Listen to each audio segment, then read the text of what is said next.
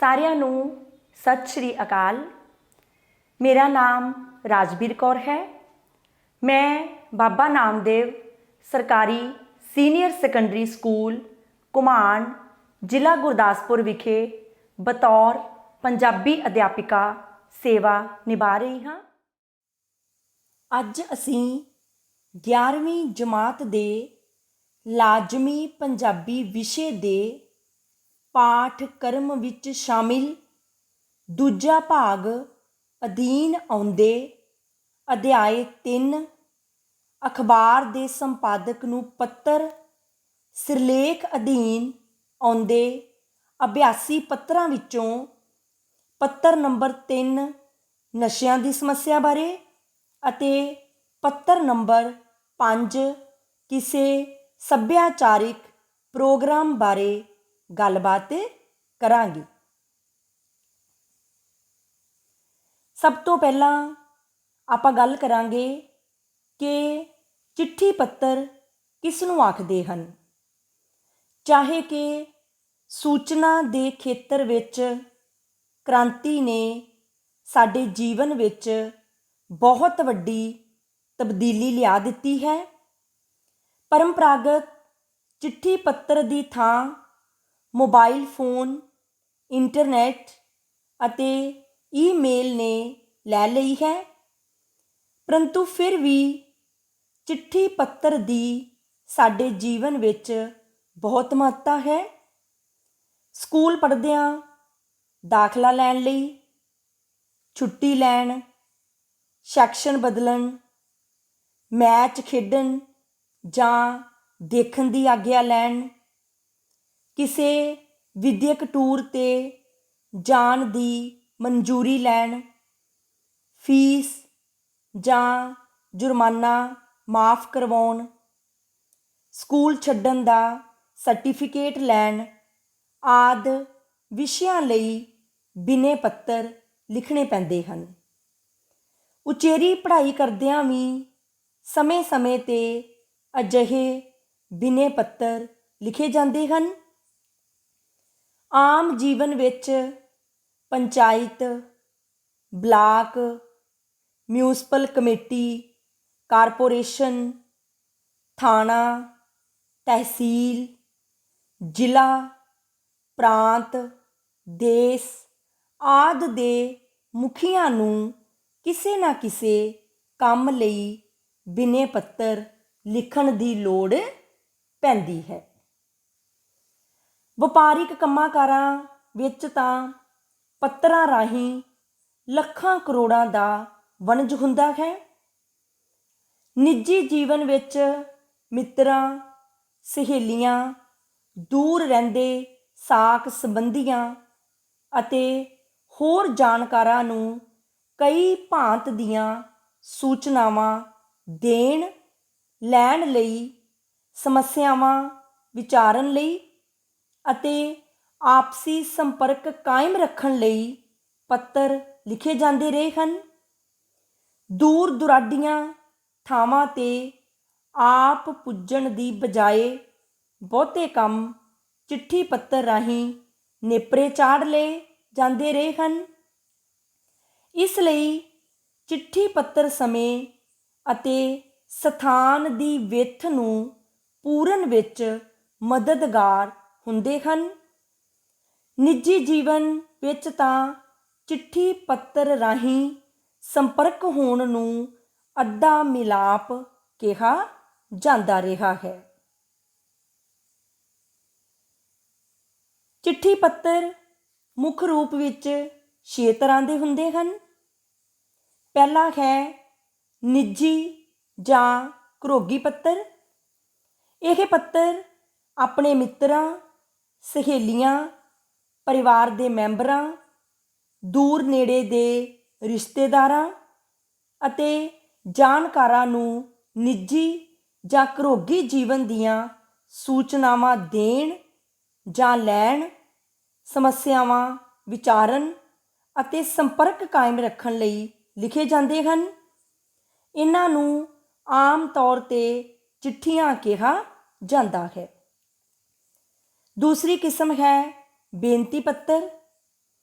ਅਜਿਹੇ ਪੱਤਰ ਵੱਖ-ਵੱਖ ਮਹਿਕਮਿਆਂ, ਅਦਾਰਿਆਂ, ਸੰਸਥਾਵਾਂ ਦੇ ਅਧਿਕਾਰੀਆਂ ਨੂੰ ਲਿਖੇ ਜਾਂਦੇ ਹਨ। ਇਹਨਾਂ ਵਿੱਚ ਉਹਨਾਂ ਨਾਲ ਸੰਬੰਧਿਤ ਆਪਣੀਆਂ ਸਮੱਸਿਆਵਾਂ ਜਾਂ ਲੋੜਾਂ ਬਾਰੇ ਜ਼ਿਕਰ ਕੀਤਾ ਗਿਆ ਹੁੰਦਾ ਹੈ। ਇਹਨਾਂ ਨੂੰ ਬੇਨਤੀ ਪੱਤਰ, ਬਿਨੈ ਪੱਤਰ ਜਾਂ ਅਰਜੀ ਕਿਹਾ ਜਾਂਦਾ ਹੈ। ਤੀਸਰੀ ਕਿਸਮ ਹੈ ਵਪਾਰਿਕ ਪੱਤਰ।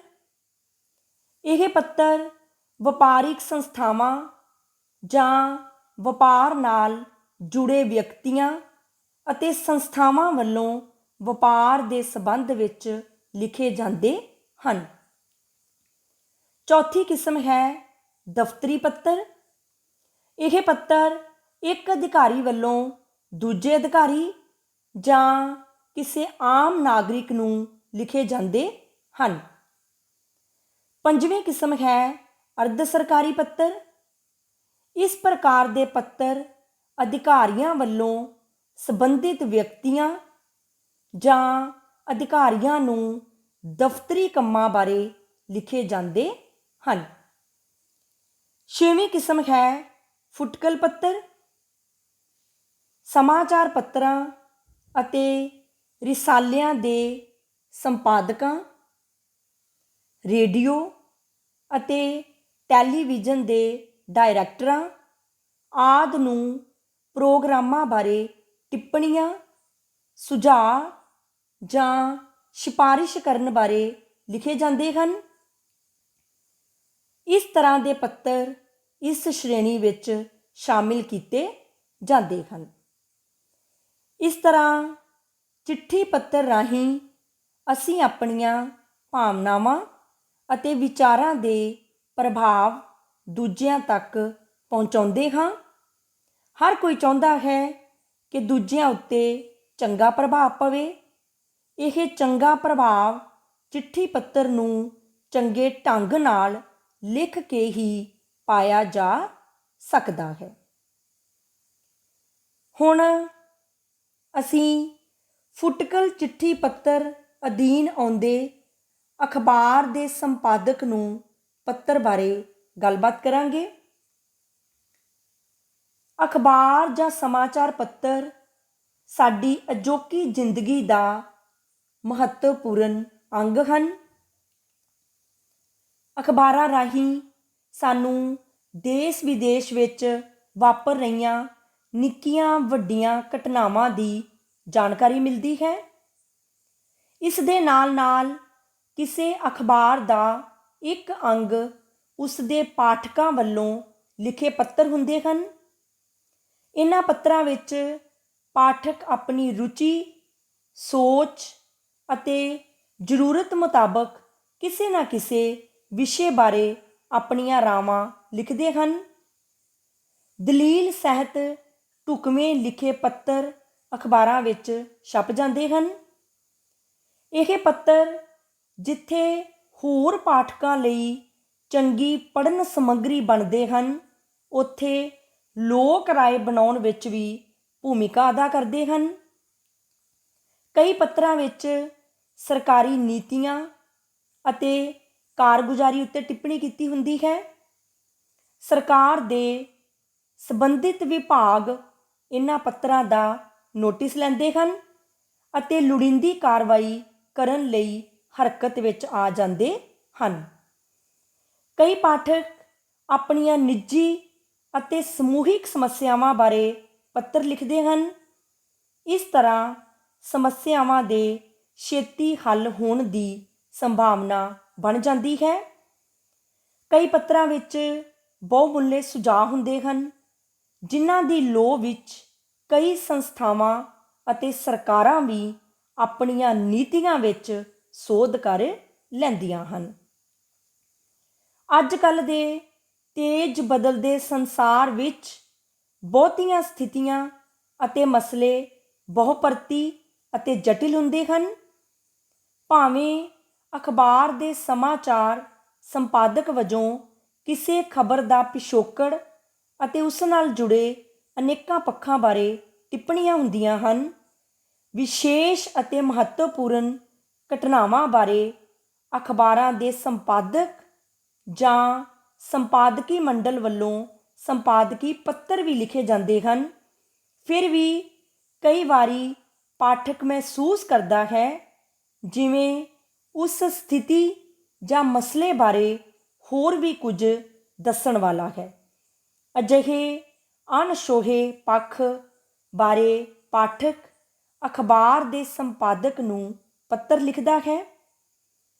ਲੋਕ ਰਾਜ ਵਿੱਚ ਅਖਬਾਰਾਂ ਨੂੰ ਪੱਤਰ ਲਿਖਣ ਦਾ ਰੁਝਾਨ ਕਈ ਪੱਖਾਂ ਤੋਂ ਲਾਹੇਵੰਦ ਹੈ।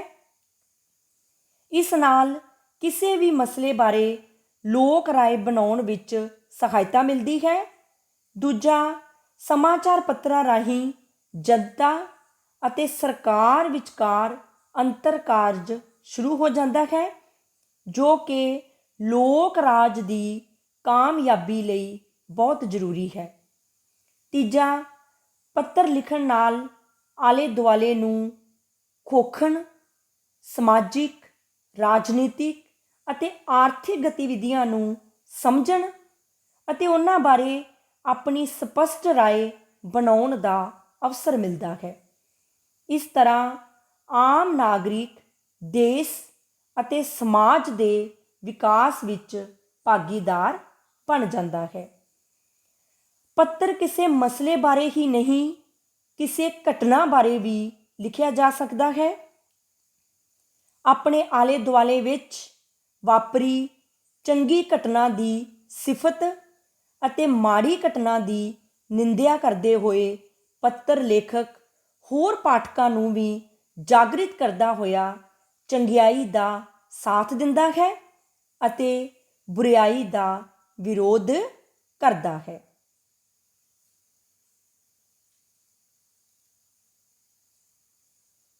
ਹੁਣ ਅਸੀਂ ਨਸ਼ਿਆਂ ਦੀ ਸਮੱਸਿਆ ਬਾਰੇ ਕਿਸੇ ਅਖਬਾਰ ਦੇ ਸੰਪਾਦਕ ਨੂੰ ਪੱਤਰ ਲਿਖਣ ਦਾ ਅਭਿਆਸ ਕਰਾਂਗੇ। ਸੇਵਾ ਵਿਖੇ ਸੰਪਾਦਕ ਸਾਹਿਬ, ਰੋਜ਼ਾਨਾ ਅਜੀਤ, ਨਹਿਰੂ ਗਾਰਡਨ ਰੋਡ, ਜਲੰਧਰ। ਵਿਸ਼ਾ ਨਸ਼ਿਆਂ ਦੀ ਸਮੱਸਿਆ ਬਾਰੇ। ਸ਼੍ਰੀਮਾਨ ਜੀ, ਬੇਨਤੀ ਹੈ ਕਿ ਮੈਂ ਤੁਹਾਡੇ ਅਖਬਾਰ ਦੇ ਕਾਲਮਾਂ ਰਾਹੀਂ ਉਪਰੋਕਤ ਸਮੱਸਿਆ ਬਾਰੇ ਕੁਝ ਗੱਲਾਂ ਪਾਠਕਾਂ ਨਾਲ ਸਾਂਝੀਆਂ ਕਰਨੀਆਂ ਚਾਹੁੰਦੀ ਹਾਂ। ਮੈਂ ਇਹ ਵੀ ਚਾਹੁੰਦੀ ਹਾਂ ਕਿ ਇਸ ਵਿਸ਼ੇ 'ਤੇ ਕੁਝ ਚਰਚਾ ਛਿੜੇ ਅਤੇ ਇੱਕ ਲੋਕ ਰਾਏ ਬਣ ਸਕੇ। ਮੈਂ ਨਸ਼ਿਆਂ ਦੀ ਸਮੱਸਿਆ ਵੱਲ ਸਰਕਾਰ ਅਤੇ ਲੋਕਾਂ ਦਾ ਧਿਆਨ ਦਿਵਾਉਣਾ ਚਾਹੁੰਦੀ ਹਾਂ। ਨਸ਼ੀਲੇ ਪਦਾਰਥਾਂ ਦੀ ਮਨੁੱਖਾਂ ਦੁਆਰਾ ਵਰਤੋਂ ਕਰਨਾ ਨਸ਼ਾ ਕਰਨਾ ਅਖਵਾਉਂਦਾ ਹੈ। ਇਹਨਾਂ ਪਦਾਰਥਾਂ ਦੇ ਸੇਵਨ ਨਾਲ ਮਨੁੱਖ ਦਾ ਨਾੜੀ ਤੰਤਰ ਪ੍ਰਭਾਵਿਤ ਹੁੰਦਾ ਹੈ ਅਤੇ ਉਹ ਕੁਝ ਸਮੇਂ ਲਈ ਆਨੰਦ ਮਹਿਸੂਸ ਕਰਦਾ ਹੈ, ਪਰ ਨਸ਼ਾ ਉਤਰ ਜਾਣ ਪਿੱਛੋਂ ਉਸ ਨੂੰ ਫਿਰ ਨਸ਼ੀਲੇ ਪਦਾਰਥਾਂ ਦੀ ਲੋੜ ਮਹਿਸੂਸ ਹੁੰਦੀ ਹੈ। ਇਉਂ ਮਨੁੱਖ ਨਸ਼ਿਆਂ ਦਾ ਆਦੀ ਹੋ ਜਾਂਦਾ ਹੈ ਅਤੇ ਨਸ਼ੇ ਤੋਂ ਬਿਨਾਂ ਉਸ ਦਾ ਗੁਜ਼ਾਰਾ ਮੁਸ਼ਕਿਲ ਹੋ ਜਾਂਦਾ ਹੈ। ਨਸ਼ੀਲੇ ਪਦਾਰਥਾਂ ਦੀ ਵੱਡੀ ਮਾਤਰਾ ਵਿੱਚ ਫੜੇ ਜਾਣ ਦੀਆਂ ਖਬਰਾਂ ਅਸੀਂ ਰੋਜ਼ ਪੜ੍ਹਦੇ ਸੁਣਦੇ ਹਾਂ। ਇਹਨਾਂ ਪਦਾਰਥਾਂ ਦੀ ਕੀਮਤ ਵੀ ਕਰੋੜਾਂ ਰੁਪਈਆਂ ਵਿੱਚ ਹੁੰਦੀ ਹੈ। ਪੁਰਾਣੇ ਸਮੇਂ ਵਿੱਚ ਅਫੀਮ, ਪੋਸਤ, ਭੁੱਕੀ ਜਾਂ ਸ਼ਰਾਬ ਦੀ ਵਰਤੋਂ ਕੀਤੀ ਜਾਂਦੀ ਸੀ, ਪਰ ਹੁਣ ਤਾਂ ਚਰਸ, ਗਾਂਜਾ, ਸਮੈਕ, ਸਿਗਰਟਾਂ, ਸੁਲਫਾ, ਕੋਕੀਨ, ਤੰਬਾਕੂ ਅਤੇ ਕਈ ਕਿਸਮ ਦੇ ਟੀਕੇ, ਗੋਲੀਆਂ ਅਤੇ ਕੈਪਸੂਲ ਵੀ ਨਸ਼ੇ ਲਈ ਆਮ ਵਰਤੇ ਜਾਣ ਲੱਗੇ ਹਨ। ਕੁਝ ਦੇਸ਼ਾਂ ਵਿੱਚ ਨਸ਼ੀਲੇ ਪਦਾਰਥਾਂ ਦੀ ਖੇਤੀ ਕੀਤੀ ਜਾਂਦੀ ਹੈ ਅਤੇ ਇਹਨਾਂ ਪਦਾਰਥਾਂ ਵਿੱਚ ਹੋਰ ਨਸ਼ੀਲੇ ਰਸਾਇਣ ਮਿਲਾ ਕੇ ਇਹਨਾਂ ਦੇ ਪ੍ਰਭਾਵ ਨੂੰ ਵਧਾਇਆ ਜਾਂਦਾ ਹੈ। ਨਸ਼ਾ ਤਿਆਰ ਕਰਨ ਅਤੇ ਇਸ ਨੂੰ ਮੰਡੀ ਵਿੱਚ ਵੇਚਣ ਤੱਕ ਦਾ ਕੰਮ ਕਰਨ ਲਈ ਨਸ਼ੇ ਦੇ ਵਪਾਰੀਆਂ ਨੇ ਬਹੁਤ ਗੁੰਝਲਦਾਰ ਜਾਲ ਵਿਛਾਇਆ ਹੋਇਆ ਹੈ। ਇਹਨਾਂ ਲੋਕਾਂ ਨੇ ਹੁਣ ਤਾਂ ਔਰਤਾਂ ਅਤੇ ਨਾਬਾਲਗ ਬੱਚਿਆਂ ਨੂੰ ਵੀ ਇਸ ਕਾਰੋਬਾਰ ਦਾ ਹਿੱਸਾ ਬਣਾ ਲਿਆ ਹੈ। ਅੱਜ ਦੀ ਨੌਜਵਾਨ ਪੀੜ੍ਹੀ ਨਸ਼ਿਆਂ ਵਿੱਚ ਗਰਕਦੀ ਜਾ ਰਹੀ ਹੈ।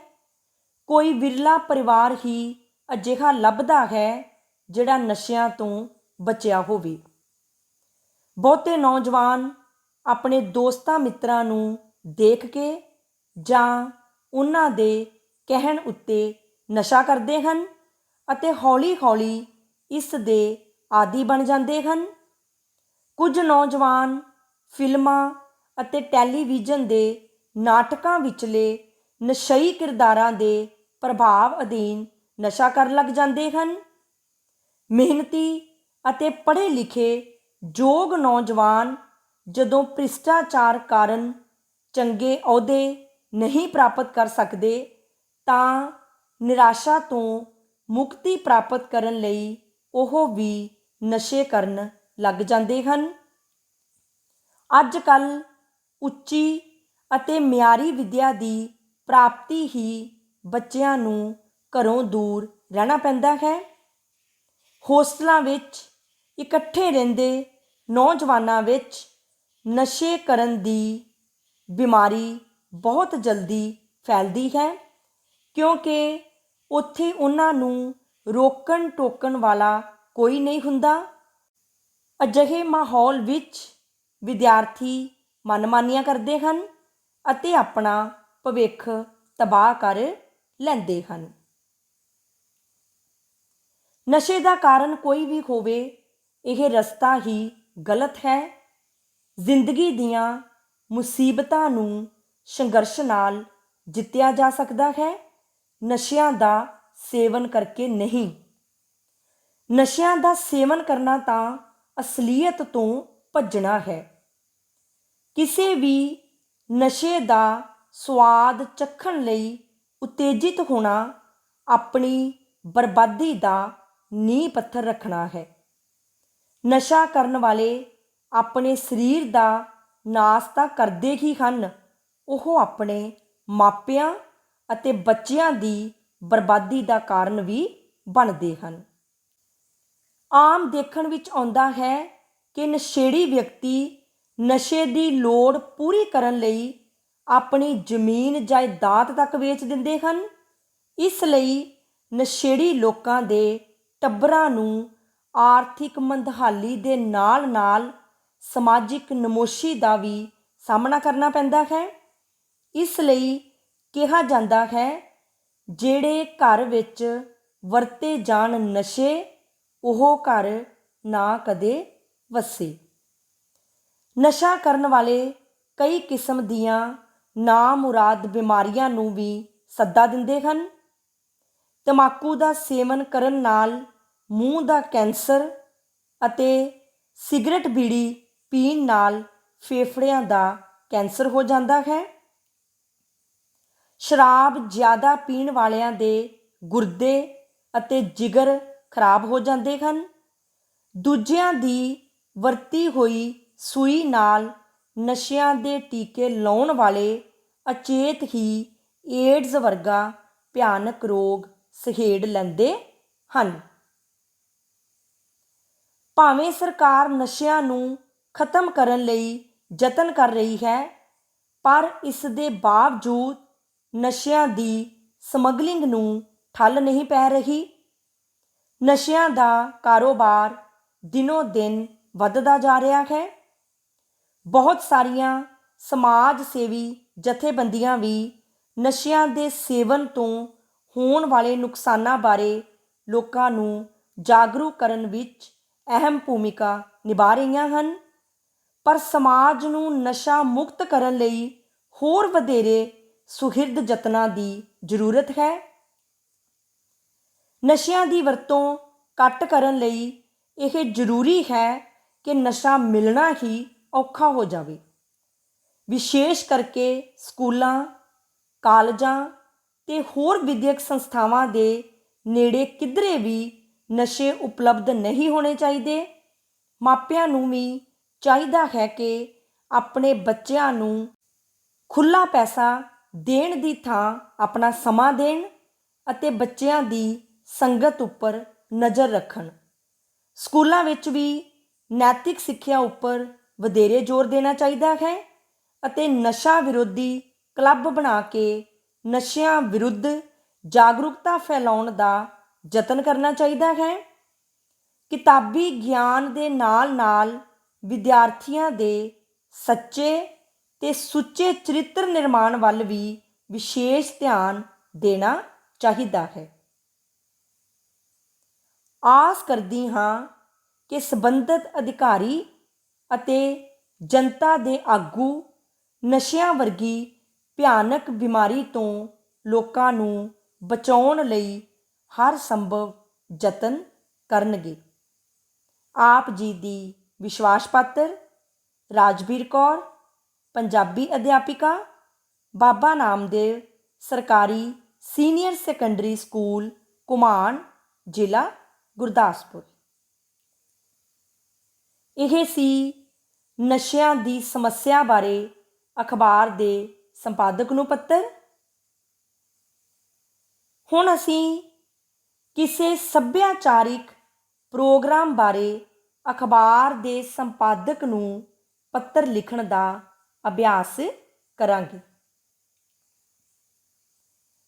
ਸੇਵਾ ਵਿਖੇ ਸੰਪਾਦਕ ਸਾਹਿਬ, ਰੋਜ਼ਾਨਾ ਅਜੀਤ, ਨਹਿਰੂ ਗਾਰਡਨ ਰੋਡ, ਜਲੰਧਰ। ਵਿਸ਼ਾ ਕਿਸੇ ਸੱਭਿਆਚਾਰਿਕ ਪ੍ਰੋਗਰਾਮ ਬਾਰੇ। ਸ਼੍ਰੀਮਾਨ ਜੀ, ਬੇਨਤੀ ਹੈ ਕਿ ਮੈਂ ਤੁਹਾਡੇ ਅਖਬਾਰ ਦੇ ਕਾਲਮਾਂ ਰਾਹੀਂ ਅੱਖੀਂ ਡਿੱਠੇ ਛਿੰਝ ਸਰਾਹਾਂ ਦੀ ਮੇਲੇ ਵਿੱਚ ਹੋਏ ਸੱਭਿਆਚਾਰਕ ਪ੍ਰੋਗਰਾਮ ਬਾਰੇ ਕੁਝ ਗੱਲਾਂ ਪਾਠਕਾਂ ਨਾਲ ਸਾਂਝੀਆਂ ਕਰਨੀਆਂ ਚਾਹੁੰਦੀ ਹਾਂ। ਕਿਰਪਾ ਕਰਕੇ ਇਸ ਨੂੰ ਆਪਣੇ ਅਖਬਾਰ ਵਿੱਚ ਛਾਪਣ ਦੀ ਕਿਰਪਾਲਤਾ ਕਰਨੀ। ਸੱਭਿਆਚਾਰਕ ਪ੍ਰੋਗਰਾਮ ਨਾ ਕੇਵਲ ਸਾਡੇ ਗਿਆਨ ਵਿੱਚ ਵਾਧਾ ਕਰਦੇ ਹਨ, ਸਗੋਂ ਬਹੁਤ ਸਾਰਾ ਮਨੋਰੰਜਨ ਵੀ ਕਰਦੇ ਹਨ। ਪੰਜਾਬ ਦੇ ਲੋਕ ਸ਼ੁਰੂ ਤੋਂ ਹੀ ਮੇਲਿਆਂ ਦੇ ਬੜੇ ਸ਼ੌਕੀਨ ਰਹੇ ਹਨ। ਸਦੀਆਂ ਪੁਰਾਣਾ ਮੇਲਾ ਛਿੰਝ ਸਰਾਹਾਂ ਦੀ ਭਾਵੇਂ ਵੱਡੇ ਪੱਧਰ ਦਾ ਮੇਲਾ ਹੈ, ਪਰ ਇਸ ਦਾ ਓਨਾ ਪ੍ਰਚਾਰ ਅਤੇ ਪ੍ਰਸਾਰ ਨਹੀਂ ਹੋ ਸਕਿਆ ਜਿੰਨਾ ਹੋਣਾ ਚਾਹੀਦਾ ਸੀ। ਇਹ ਮੇਲਾ ਗੜ੍ਹਸ਼ੰਕਰ, ਜ਼ਿਲ੍ਹਾ ਹੁਸ਼ਿਆਰਪੁਰ ਤੋਂ ਚੜ੍ਹਦੇ ਪਾਸੇ ਸ਼ਿਵਾਲਿਕ ਪਹਾੜੀਆਂ ਦੀ ਗੋਦ ਵਿੱਚ ਵਸੇ ਬੀਤ ਇਲਾਕੇ ਦੇ ਪਿੰਡ ਅਚਲਪੁਰ ਸਰਾਹਾਂ ਵਿਖੇ ਮੱਘਰ ਮਹੀਨੇ ਦੇ ਜੇਠੇ ਐਤਵਾਰ ਸ਼ੁਰੂ ਹੁੰਦਾ ਹੈ ਤੇ 4 ਦਿਨ ਚੱਲਦਾ ਹੈ। ਇਸ ਮੇਲੇ ਦੀ ਪ੍ਰਸਿੱਧੀ ਹੇਠ ਲਿਖੇ ਟੋਟਕੇ ਤੋਂ ਸਪਸ਼ਟ ਹੈ। ਦਾਲ ਮਾਹਾਂ ਦੀ, ਛਿੰਝ ਸਰਾਹਾਂ ਦੀ। ਛਿੰਝ ਸਰਾਹਾਂ ਦੀ ਨਾਂ ਨਾਲ ਮਸ਼ਹੂਰ ਵੱਖ-ਵੱਖ ਵਰਗਾਂ ਦਾ ਸਾਂਝਾ ਮੇਲਾ ਇਲਾਕੇ ਦੀ ਵਿਰਾਸਤੀ ਨਿਸ਼ਾਨੀ ਹੈ। ਇਸ ਦਾ ਧਾਰਮਿਕ, ਸੱਭਿਆਚਾਰਕ ਅਤੇ ਇਤਿਹਾਸਿਕ ਮਹੱਤਵ ਹੈ। ਪਿੰਡ ਅਚਲਪੁਰ ਨੂੰ ਵੱਖ-ਵੱਖ ਇਲਾਕਿਆਂ ਤੋਂ 6 ਪਗਡੰਡੀਆਂ ਆ ਕੇ ਮਿਲਦੀਆਂ ਹਨ। 6 ਰਾਹਾਂ ਦਾ ਕੇਂਦਰ ਬਿੰਦੂ ਹੋਣ ਕਰਕੇ ਇਸ ਮੇਲੇ ਦਾ ਨਾਂ ਛਿੰਝ ਸਰਾਹਾਂ ਦੀ ਪੈ ਗਿਆ। ਪਰ ਕਈ ਵਿਅਕਤੀ ਸਰਾਹਾਂ ਸ਼ਬਦ ਨੂੰ ਸ਼ਾਹਾਂ ਤੋਂ ਬਣਿਆ ਮੰਨਦੇ ਹਨ। ਪੁਰਾਣੇ ਵੇਲਿਆਂ ਵਿੱਚ ਵੱਡੇ ਵੱਡੇ ਸ਼ਾਹ ਲੋਕ ਖੱਚਰਾਂ 'ਤੇ ਧਨ ਲੱਦ ਕੇ ਇਸ ਮੇਲੇ ਵਿੱਚ ਜੂਆ ਖੇਡਣ ਅਤੇ ਵਪਾਰ ਕਰਨ ਆਉਂਦੇ ਸਨ। ਮੇਲੇ ਵਾਲੇ ਐਤਵਾਰ ਤੋਂ ਮਹੀਨਾ ਪਹਿਲਾਂ 4 ਵੱਖ-ਵੱਖ ਪਿੰਡਾਂ ਵਿੱਚ 4 ਜੱਗ ਕਰਵਾਏ ਜਾਂਦੇ ਹਨ। ਮੇਲੇ ਦੇ ਦਿਨਾਂ ਵਿੱਚ ਅਤੁੱਟ ਲੰਗਰ ਲੱਗਦਾ ਹੈ। ਮੇਲੇ ਦੇ ਪਹਿਲੇ ਦਿਨ ਪਹਿਲਵਾਨਾਂ ਦੇ ਘੋਲ ਹੁੰਦੇ ਹਨ। ਪੰਜਾਬੀ ਘਰਾਂ ਵਿੱਚੋਂ ਅਲੋਪ ਹੋ ਰਹੇ ਮਿੱਟੀ ਦੇ ਭਾਂਡੇ ਜਿਵੇਂ ਚਾਟੀਆਂ, ਘੜੇ, ਦਤੂਨੀਆਂ, ਤੌੜੀਆਂ, ਚੱਪਣੀਆਂ, ਕੁੱਜੇ ਆਦਿ ਰੋਜ਼ ਵਰਤੋਂ ਦੀਆਂ ਹੋਰ ਚੀਜ਼ਾਂ ਪੇਂਡੂ ਸੁਆਣੀਆਂ ਲਈ ਖਿੱਚ ਦਾ ਕੇਂਦਰ ਹੁੰਦੀਆਂ ਹਨ। ਬਾਜ਼ਾਰ ਨੇੜੇ ਨਾ ਹੋਣ ਕਾਰਨ ਲੋਕ ਸਾਲ ਭਰ ਦੀਆਂ ਚੀਜ਼ਾਂ ਦੀ ਖਰੀਦ ਮੇਲੇ ਵਿੱਚੋਂ ਕਰਦੇ ਹਨ। ਇਹਨਾਂ ਦਿਨਾਂ ਵਿੱਚ ਕਣਕ ਦੀ ਬਿਜਾਈ ਦਾ ਕੰਮ ਨਿਬੜ ਗਿਆ ਹੁੰਦਾ ਹੈ। ਇਹਨਾਂ ਦਿਨਾਂ ਵਿੱਚ ਕਿਸਾਨਾਂ ਕੋਲ ਵਿਹਲ ਹੁੰਦੀ ਹੈ। ਆਵਾਜਾਈ ਦੇ ਸਾਧਨਾਂ ਵਿੱਚ ਹੋਏ ਵਾਧੇ ਕਾਰਨ ਲੋਕਾਂ ਦੇ ਖਰੀਦੋ ਫਰੋਖਤ ਦੇ ਢੰਗ ਬਦਲ ਗਏ ਹਨ। ਸਮੇਂ ਨਾਲ ਮੇਲੇ ਦਾ ਰੰਗ ਢੰਗ ਬਦਲ ਗਏ ਹਨ। ਬਲਦਾਂ ਦੀ ਭਾਰੀ ਮੰਡੀ ਪਿਛਲੇ ਕਈ ਸਾਲਾਂ ਤੋਂ ਨਹੀਂ ਲੱਗਦੀ। ਊਠਾਂ ਦੀ ਮੰਡੀ ਵੀ ਹੁਣ ਰਵਾਇਤ ਬਣ ਕੇ ਰਹਿ ਗਈ ਹੈ। ਮੇਲੇ ਤੋਂ ਕਈ ਦਿਨ ਪਹਿਲਾਂ ਬੀਤ ਦੇ ਪਿੰਡਾਂ ਵਿੱਚ ਤਿਆਰੀਆਂ ਆਰੰਭ ਹੋ ਜਾਂਦੀਆਂ ਹਨ। ਕੱਚੇ ਘਰ ਲਿੱਪੇ ਜਾਂਦੇ ਹਨ ਅਤੇ ਬਹੁਤ ਉਤਸ਼ਾਹ ਨਾਲ ਬੈਠਕਾਂ ਸ਼ਿੰਗਾਰੀਆਂ ਜਾਂਦੀਆਂ ਹਨ। ਮੇਲੇ ਤੋਂ ਪਹਿਲਾਂ ਹੀ ਪ੍ਰਾਹੁਣੇ ਆਉਣੇ ਸ਼ੁਰੂ ਹੋ ਜਾਂਦੇ ਹਨ। ਮੇਲੇ ਦੇ ਦਿਨਾਂ ਵਿੱਚ ਕੋਈ ਘਰ ਅਜਿਹਾ ਨਹੀਂ ਹੁੰਦਾ ਜਿੱਥੇ ਪ੍ਰਾਹੁਣਿਆਂ ਦੀ ਚਹਿਲ ਪਹਿਲ ਨਹੀਂ ਹੁੰਦੀ। ਲੋਕ ਦੂਰੋਂ ਦੂਰੋਂ ਮੇਲਾ ਦੇਖਣ ਆਉਂਦੇ ਹਨ। ਲੋਕ ਮੱਘਰ ਮਹੀਨੇ ਨੂੰ ਛਿੰਝ ਵਾਲਾ ਮਹੀਨਾ ਆਖ ਕੇ ਯਾਦ ਰੱਖਦੇ ਹਨ। ਮੇਲੇ ਵਿੱਚ ਦੁਕਾਨਾਂ ਲਾਉਣ ਲਈ ਮਹੀਨਾ ਪਹਿਲਾਂ ਹੀ ਥਾਂ ਮੱਲੀ ਜਾਂਦੀ ਹੈ। ਅਸਮਾਨ ਨੂੰ ਛੂੰਹਦੇ ਚੰਡੋਲ ਭਾਵ ਪੰਘੂੜੇ ਕਈ ਦਿਨ ਪਹਿਲਾਂ ਹੀ ਮੇਲੇ ਦਾ ਸ਼ਿੰਗਾਰ ਬਣ ਜਾਂਦੇ ਹਨ। ਮਨਿਆਰੀ ਵਾਲੀਆਂ ਦੁਕਾਨਾਂ 'ਤੇ ਔਰਤਾਂ ਅਤੇ ਮੁਟਿਆਰਾਂ ਦੀ ਭੀੜ ਹੁੰਦੀ ਹੈ। ਗੱਭਰੂ ਟੋਲੀਆਂ ਬਣਾ ਕੇ ਘੁੰਮਦੇ ਹਨ। ਛਿੰਝ ਦਾ ਇਹ ਮੇਲਾ ਆਪਸੀ ਰਿਸ਼ਤਿਆਂ ਦਾ ਨਿੱਘ ਵਧਾਉਂਦਾ ਹੈ। ਇਹ ਮੇਲਾ ਬੀਤ ਦੇ ਇਲਾਕੇ ਦੇ ਸੱਭਿਆਚਾਰ ਦੀ ਜਿਉਂਦੀ ਜਾਗਦੀ ਤਸਵੀਰ ਹੈ। ਹਰ ਵਰਗ ਦਾ ਸਾਂਝਾ ਸ਼ਾਨ ਭਰਾਵਾਂ ਦੀ, ਆਓ ਰਲ ਮਿਲ ਮਾਣੀਏ ਮੇਲਾ ਛਿੰਝ ਸਰਾਹਾਂ ਦੀ। ਆਸ ਕਰਦੀ ਹਾਂ ਕਿ ਤੁਸੀਂ ਇਸ ਸੱਭਿਆਚਾਰਕ ਪ੍ਰੋਗਰਾਮ ਬਾਰੇ ਮੇਰੇ ਵਿਚਾਰ ਆਪਣੇ ਅਖਬਾਰ ਵਿੱਚ ਛਾਪਣ ਦੀ ਕਿਰਪਾਲਤਾ ਕਰੋਗੇ। ਆਪ ਜੀ ਦੀ ਸ਼ੁਭ ਚਿੰਤਕ ਰਾਜਬੀਰ ਕੌਰ, ਪੰਜਾਬੀ ਅਧਿਆਪਕਾ, ਬਾਬਾ ਨਾਮਦੇਵ ਸਰਕਾਰੀ ਸੀਨੀਅਰ ਸੈਕੰਡਰੀ ਸਕੂਲ, ਘੁਮਾਣ, ਜ਼ਿਲ੍ਹਾ ਗੁਰਦਾਸਪੁਰ।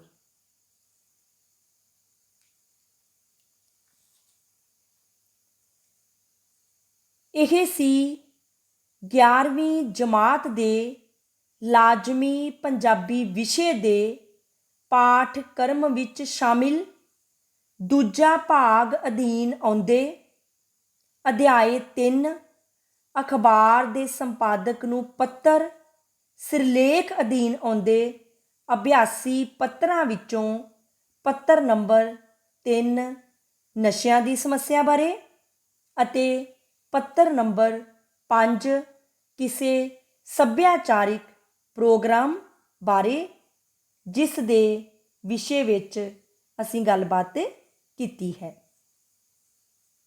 ਧੰਨਵਾਦ।